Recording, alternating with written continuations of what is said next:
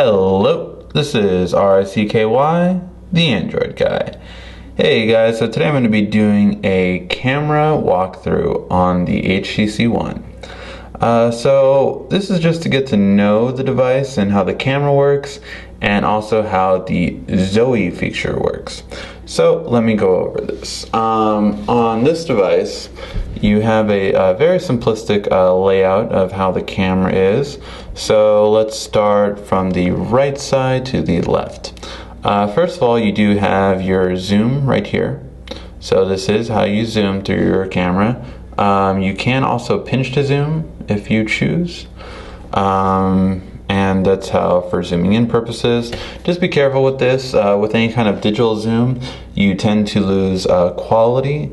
Because this is a 4 ultra megapixel as well, you don't want to zoom in really unless it's very necessary, simply because you will greatly reduce the quality of your photo.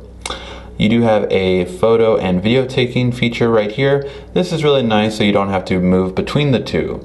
But if you turn your camera on, you can either touch photo or touch video very quickly. Important to note also, when you're recording video, you can still take a photo. So you can still feel free to take a picture anytime you're taking a video. And then when you push the record, of course, it'll save the video itself. At the top right over here, we have our review section. So if you just want to view the photos or videos we just took, you can simply do so very easily. And on the bottom right over here, we do have our filters section, which is a combination of filters and effects, really. So the first one is kind of like an indent effect. It's hard to show you, but basically kind of, actually that's good. It actually kind of pulls to the center or wherever you move this dot. So you can move this dot wherever you want, and it's just kind of a cool looking effect. Down here at the bottom, you have like a sepia oval like kind of capture to it. Over here you have a focus, so the closer thing is your focus, whereas further away is not. So just let me try to do an example, and just kind of struggling with that close of a focus, but basically it'll focus on the front while foregoing the background. So as you can see, my finger is more clear, and then the background isn't as clear. And you have other things just like these, which are filters, just kind of like a cool picture kind of effect. And lots of different filters as we go through here. So lots of cool ways to take different types of styles and photos. The one thing that I wish the HTC would is just kind of do a name for each one, just so people that aren't familiar with all of these can actually know what's going on. On the left side now, we have the simple flash on, off, and automatic, which you can just switch on the fly. And over here we have the Zoe feature, which we will go through later. But basically, if you turn Zoe on and say take a photo, this is actually capturing photo and video, and we're seeing a little red stream go through there, and we'll take a look at that in a little bit. And you can go back to normal just that quickly. And this little 3 dots over here is your menu section for the camera, and this is where we have everything else. So this is first of all how you would switch between the main camera and the front camera. So if I want to switch around the cameras, just tap there, and now you see the front camera. If I want to switch it back, I would just switch it back. Oh, important thing to note too, if you tap, it'll actually take the photo here. So it just autofocuses here, you can't touch to focus. But the idea behind it is if you wanted to, you know, do like a pose photo or anything like that, you can actually do that and be like, and take your photo like that. And so let's switch back to the regular camera. And from here we can do a couple of different things. So first we have the scenes. So the scenes are just preset settings for various things, such as portrait, landscape, backlight. Backlight is when you have a huge light behind the person, such as the sun, or if it's like fluorescent lighting, that's definitely something you want to do. Text and macro. These are very similar, text and macro, basically up close. Text will just give a finer detail, whereas macro is looking for more of a bigger object. So then we have night, which honestly I haven't seen take much of a difference. It looks pretty much the same. I think just because the ultra megapixel lets more light through anyway, I don't see a reason for putting night. HDR, which is the easiest way to think of it, is basically it takes a brighter photo, a medium photo, and a darker photo, and essentially puts them all together and makes the best kind. That's essentially the quick version of HDR without getting too technical. Sleek panorama, just obviously a panorama shot. And video scene mode. So for video scene mode, you have slow motion, fast HD, so just 50, just kind of like fast frames, and also video HDR, which is essentially the video feature of what I just said earlier for HDR. For self timer, you can time it by 0 seconds, 2 seconds, 5 seconds, and 10 seconds. Your photos are naturally cropped to widescreen, so this is a 16:9 ratio, which I like because that is what all laptops, tablets, and other things are done at.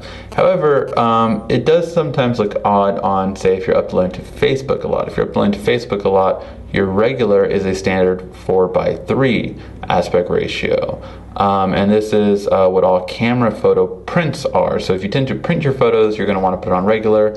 Or I would say it looks a little bit better when you post on Facebook. If not, then you're just going to go wide for the full effect, which looks much better if you're just kind of doing photos for your cameras, cell phones, laptops, tablets, anything like that.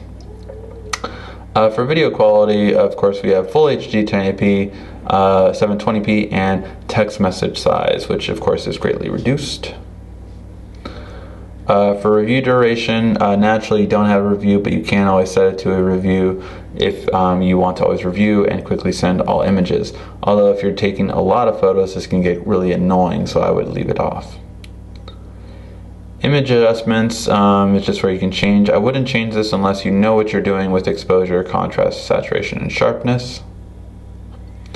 ISO, again, ISO and white balance I would not change unless you really know what you're doing with those settings. Continuous shooting just allows you to essentially hold the photo button down. So if I just hold this photo button down, it'll automatically take a bunch of shots. 20 to be exact, up to, I believe. And then you can either pick the best shot, so it'll find the clearest one for you, and delete the rest. And then we also have the camera options. Camera options are pretty self-explanatory. Face detection, so it detects better faces. You have auto smile capture, so as soon as you smile, it'll capture your photo. Geotagging photos, which is uses your GPS or Wi-Fi connections in your area to determine where you took the photo. And for shutter option, you can turn shutter sound on or off. If this is the Sprint version, I don't believe Sprint allows you to turn the shutter off, just FYI. Lock focus in video, I think this one is very important because I usually like that it's off. Basically, if you're shooting a video, this will keep your focus mainly on one section. It is normally on. I would turn this off personally, just because if you're zooming in different areas, it's not going to be good. And then lastly, auto upload, which uses Flickr to automatically upload. Unfortunately, you can't use things like Google Plus, at least not yet. All right, now let's go to the photos we were taking a look at. So let's take a look at what Zoe is. So Zoe, the easiest way to look at Zoe is, of course, on our camera shots we took a Zoe, so we can see what that looks like. I can't get the album view, so I have to actually go through it.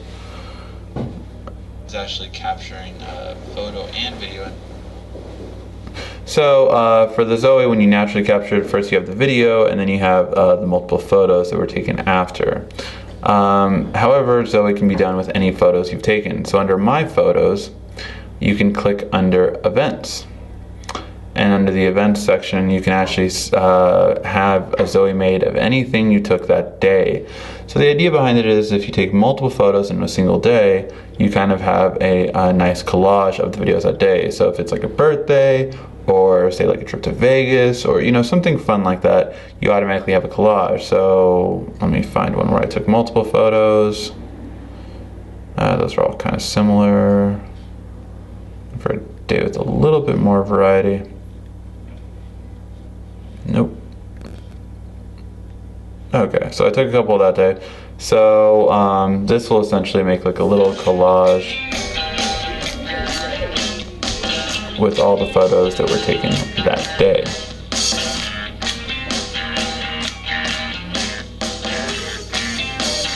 And you can kind of change this around.